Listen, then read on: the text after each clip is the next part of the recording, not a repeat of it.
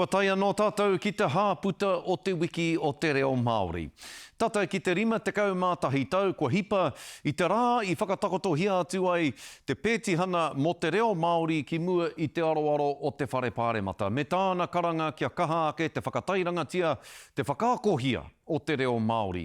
Mai rāno i te tau 2018, kua piki te rahi, e āhua mōhio ana ki etahi rerenga me etahi kupu o te reo Māori i te 23 ōrau ki te 30 ōrau. Ko te reo Māori, te reo tuatahi o te kotahi o roto i te whā pakeke Māori. Tuia ki tēnā, kei te piki haere te tokomaha o ngā tauira, kei roto i o tātou kura e ako ana i te reo Māori. Kāre anō kia pēnei rawa, te tokomaha o ngā tauira e haere ana ki ngā kura kaupapa Māori. Tēnā kia tapeke atu au i konei neke atu i te 220 tauira e ako ana i te reo Māori i tēnei wānei. Nei rā, te kai whakaputa i te karare, a Rāniera Harrison, e whakapuare ana i ngā kōrero ki ngā tatauranga e tohu ana i te whanaketanga, te hōrapa haeretanga o tō tātou reo. Ko te reo Waiti o te reanga hou. Hoki mai ra ki a hau e te tau.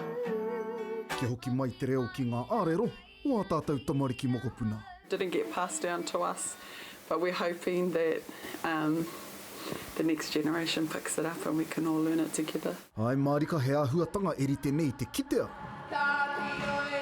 Whakangungu ana te kura takawaenga o Murray's Bay ki te raki pai whenua i te rangi nei.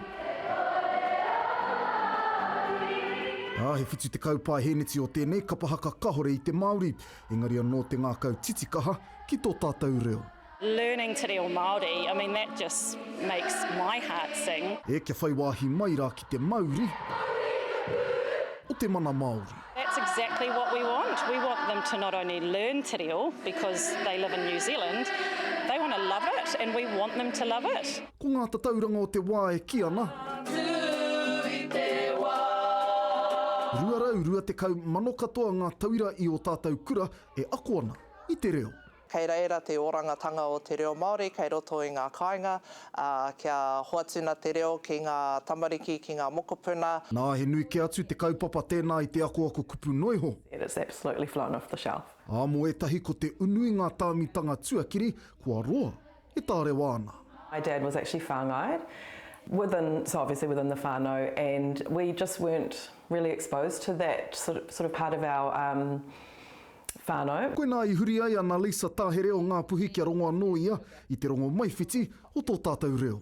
It took me a really long time to be really comfortable to kōrero Māori, and even now I get quite whakamā to speak. E ko ngā whanaketanga katoa mo te reo.